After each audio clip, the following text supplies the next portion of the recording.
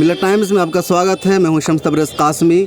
Mob lynching और हुजूमी तशद्दुद का सिलसिला अब दिल्ली तक पहुंच गया है और हुकूमत की नाक के नीचे भीड़ मामूली बात पर बेगुनाहों को मारने लगी है। कल पुरानी दिल्ली रेलवे स्टेशन पर एक ऐसे हादसा पेश आया और एक नौजवान कारी उवैस को भीड़ ने पीट कर मार दिया।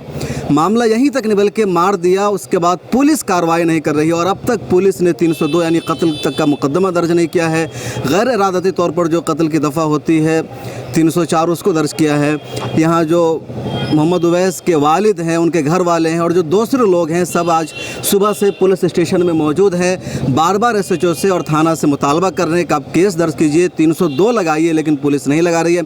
हमारे साथ मोहम्मद उवैस के जिनका कत्ल हो गया है उनके वालिद भी यहाँ मौजूद हैं, उनसे बातचीत करते हैं और आपको मिलाते हैं कि क्या हुआ। चचा, ये जो आपके बेटे हैं कारी उवैस, उनको मार दिया गया, इसका बहुत दुख है, अल्लाह उन्हें जन्नत दे। वो कल यहाँ वो यहीं दिल्ली में रहते थे या घर से कल आए थे, क्या हुआ था? काम के लिए आए थे, मस्जिद के लिए। मस्जिद में काम तलाशने के लिए? हाँ जी, तलाश करने के लिए। अच्छा, एक रात हमारे गांव का गोदाम वाला है, उसके पास रह गया। वो फिर उनसे गांव के नाका चल गया। गांव में चलने के नाका फिर यहाँ स्टेशन पर आएगा, फिर यहाँ से होया उसके साथ जो होया। तो आज सुबह से आप पुलिस स्टेशन में हैं, पुलिस आपको क्या कह रही है? आप केस दर्ज कर ली पुलिस नहीं कि क्या हो रहा है यहाँ? बोलो ये है, कुछ बड़े अधिकारी थे 304 ला दी। 304 लगे, 302 नहीं लगाएंगे? नहीं। तो आपकी क्या डिमांड है? नहीं बता रहे, 302। आप क्या चाहते हैं? आपके बेटे को मार दिया गया तो आप किस तरह इंसाफ चाहते हैं? इंसाफ चाहते हैं हम, 302 लगनी चाहिए। पुलिस क्या कह रही है कि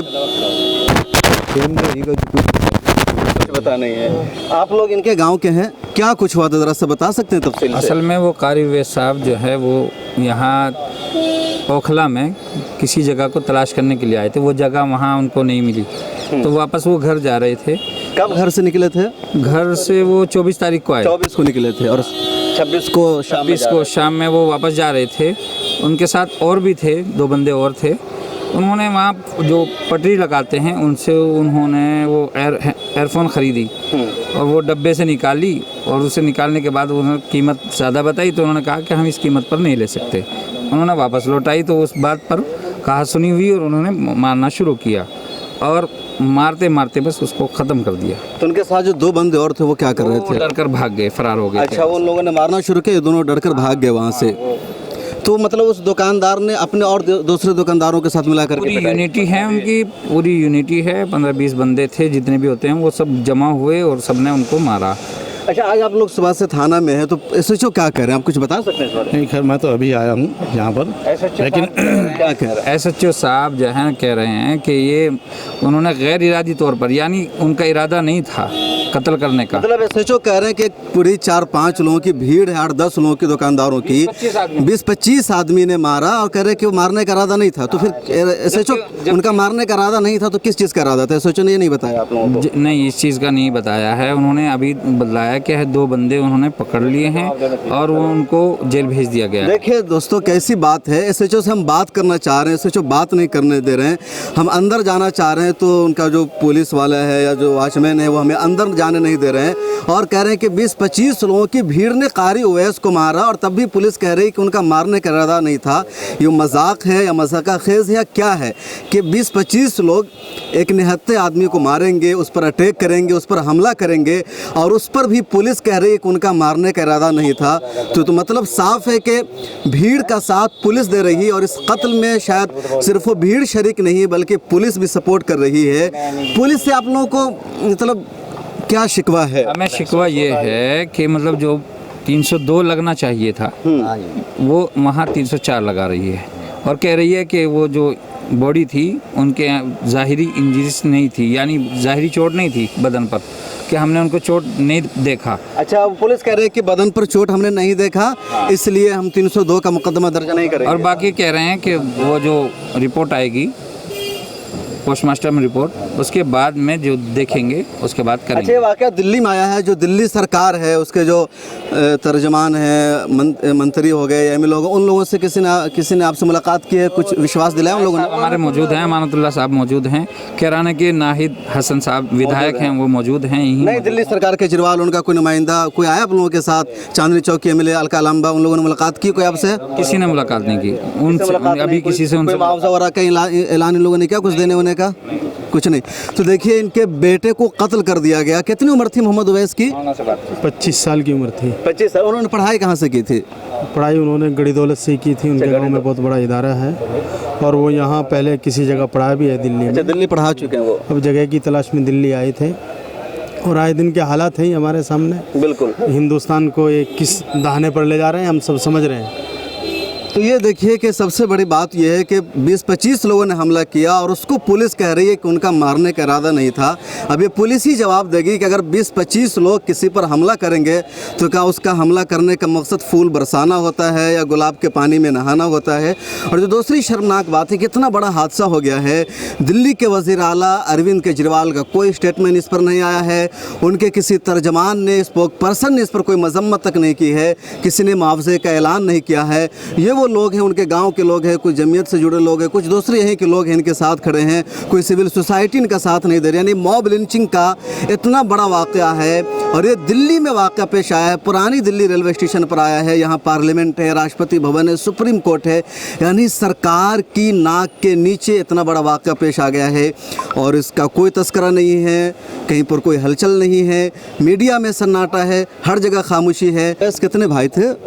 6 भाई थे, ये तीसरे नंबर के। तीसरे नंबर। शादी हो गई थी इनकी? शादी नहीं हुई थी। अभी शादी भी नहीं हुई थी। 6 भाई ये तीसरे नंबर कर थे और उनको इन लोगों ने मार दिया है। नहीं, बल्कि 15-16 लोगों ने उसको मारा है और उसके पीछे बहुत बड़ी साजिश है। मेरे पास कोतवाल का फ़ोन गया, कारी उवैस के फ़ोन में मेरा नंबर सेव था। अच्छा। तो हम गाँव में से 150। आपके पास फोन गया था? जी, कोतवाल साहब का कारी उवैस के मोबाइल में से मेरा नंबर उन्होंने निकाला।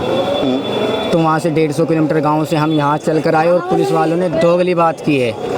पुलिस वालों ने दोगली बात की है। उन्होंने कहा है, कभी कह रहे हैं कि 2 आदमी गिरफ्तार हुए, कभी कह रहे हैं नहीं हो रहे, कभी कह रहे हैं किसी और थाने में हो गए। मतलब कुल मिलाकर बात यह है कि हमें इंसाफ नहीं मिल रहा है। अब यहाँ अमानतुल्लाह भाई ने ऐलान कर दिया और हमने भी सबके पास फ़ोन कर दिया। दिल्ली में जितने भी इमाम हैं, इमाम और मुक्तदी यानी तमाम मुसलमान यहाँ आ रहे हैं, सबके पास फ़ोन चला गया है। अगर ये 302 के तहत मुकदमा दर्ज नहीं करते तो जो है हम ही नहीं बल्कि हिंदुस्तान में जितना भी मुसलमान है वो टूट पड़ेगा और जो है 300। तो देखिए, ये थाना है, पुलिस स्टेशन है, चांदनी चौक का कोतवाली है, हमें अंदर नहीं जाने दे रहे हैं पुलिस वालों ने, बंद कर दिया गेट को और ये 302 का मुकदमा भी दर्ज नहीं कर रहे हैं। एक भीड़ को पुलिस बता रही है कि उनका कत्ल करने का इरादा नहीं था। इससे शर्मनाक जुमला शायद दुनिया की किसी और पुलिस ने नहीं कहा होगा। इसमें मैं तो ये कह सकता हूँ कि पुलिस बहुत बड़ा राज छुपा रही है। यानी पुलिस को मालूम है सब वो राज छुपा रही है। आप देखिए, जब 15 अगस्त पर यहाँ जो है हर जगह CCTV कैमरा, और मैं पुरानी दिल्ली का जो है रेलवे स्टेशन के बिल्कुल सामने मामला हुआ है, वहाँ CCTV कैमरा नहीं है। तो क्यों नहीं है? इसमें पुलिस नाकाम साबित हो रही है। अब तक तो इस मामले में जो है 50-60 लोग जो है गिरफ्तार होने चाहिए थे, अभी तक 2 लोग गिरफ्तार हो रहे हैं। क्यों? 2 लोग गिरफ्तार हो गए हैं। 2 लोग गिरफ्तार हो गए हैं। उसमें एक लल्लन नाम का आदमी है। तो मुझे एक आदमी ने बताया कि लल्लन नाम का जो आदमी है वो दारू की तस्करी पुलिस उसके हफ्ता लेती है और मुखबिर भी है वो। किसी ने मुझे इनसे पता करता। आपको कुछ मालूम है जो कत्ल हुआ है? नहीं भाई, मैं नहीं थी उस टाइम। आप कहाँ पे रहती हैं? यही की हूँ। तो आपको क्या लगता है कि जो हुआ उवैस के साथ वो गलत हुआ? इंसाफ मिलना चाहिए। बिल्कुल भाई, उवैस को इंसाफ मिलना चाहिए। कुछ पता है आप लोग यहाँ पर क्यों जमा? आप लोग स्कूल से आ रहे हो या? सही बात है, तो गलत कर रहे हैं वो बेचारे के साथ, बहुत गलत कर। जब वो वापस चला गया तो उसको बुला के मारना नहीं चाहिए था। नहीं, जो बात है वो कह रहे हैं कि वो एक लीड उसने वापस कर दिया था। तो यही सुना था कि उसको दोबारा लड़कों ने बुलाया। दोबारा बुलाया और उसके बाद उसको पीटा। ये सबसे खतरनाक बात है कि बंदा चला गया था छोड़ करके, उसको वापस बुलाया और उसकी पिटाई की गई। मौलाना, क्या हुआ पूरा मामला, आपको क्या मालूम है? जैसा कि चर्चाओं में है, सबको मालूम ही हो रहा है कि वहाँ वो बच्चा स्टेशन पे किसी लीड के मामले में उनसे झगड़ा हुआ और उसके झगड़े के बाद 3 बच्चे थे, वो 2 बच्चे जब लड़ाई शुरू हो गई तो 2 बच्चे जान बचा कर भाग गए। ख्याल उनका यह था कि वो भी अपना आ जाएंगे बच के, लेकिन बाद में पता लगा कि वो उनकी तो जांच। 3 लोग थे, कहीं इन तीन लोगों को मिल करके नहीं मुकाबला करना चाहिए था? जबकि मालूम है कि जगह जगह इस तरह मॉब लिंचिंग होती है, तो इन तीनों को दिफा करना चाहिए था मिल करके। नहीं, 3 आदमी 20-25 आदमियों को मुकाबला कैसे कर सकते हैं? क्या आप उसी गांव के हैं कि कारी उवैस साहब का पहले से भी इस तरह मिजाज के थे कि दोस्तों से झगड़ पड़े हैं, उलझ पड़े हैं, या कैसा मिजाज था उनका? वो तो बहुत शरीफ बच्चा था जी। बहुत शरीफ बच्चा जी था। जी, शायद गांव में किसी के साथ भी इमामत करे था। इमामत करेगा। उनके वालिद साहब हैं। तो सरकार से अब आप क्या मांगना चाहते हैं, क्या मुतालबा है आपका? इंसाफ। मतलब किस तरह इंसाफ आपको? मतलब है कि जो मुजरिमीन है उसके खिलाफ सजा हो, हाँ जी। कुछ मुआवजा का मुतालबा करेंगे सरकार से, कुछ आपको मुआवजा मिले? ये इंसाफ मांगे, कुछ सजा तो मिलनी चाहिए ना। सज़ा मिलनी चाहिए। तो ये मोहम्मद उवैस के बाप हैं, देखिए इतने ज़ईफ़ हैं। कल इन्होंने अपने हाथों से अपने बेटे को दफनाया है, उनकी तजहीज़ व तकफ़ीन की है, गम है, टेंशन है, और आज ये इंसाफ के लिए यहाँ पर मौजूद हैं, थाना में मौजूद है, गम मनाने के बजाय महज इसलिए कि इंसाफ मिले। और ये इंसाफ सिर्फ कारी उवैस को नहीं मिलेगा, बल्कि उन तमाम लोगों के लिए इंसाफ होगा, उन तमाम बाप के लिए, उन तमाम माओं के लिए जिनके बेटे को एक भीड़ मार देती है। और सबसे अलमिया दिल्ली पुलिस का है, जो एक भीड़ के हमला को कह रही है कि गैर इरादती कत्ल था, मारने का इरादा नहीं था। कैमरामैन मोहम्मद मासूम के साथ मिलर टाइम्स के लिए शम्स तबरेज़ कासमी की रिपोर्ट। मिलर टाइम्स की वीडियोस देखने के लिए यहाँ क्लिक करके सब्सक्राइब करें और हाँ, बेल आइकन जरूर दबाएं। अगर फेसबुक पर देख रहे हैं तो पेज लाइक करें। ताज़ा तरीन खबरों और मज़ामीन के लिए विजिट करें हमारी वेबसाइट www.millertimes.com।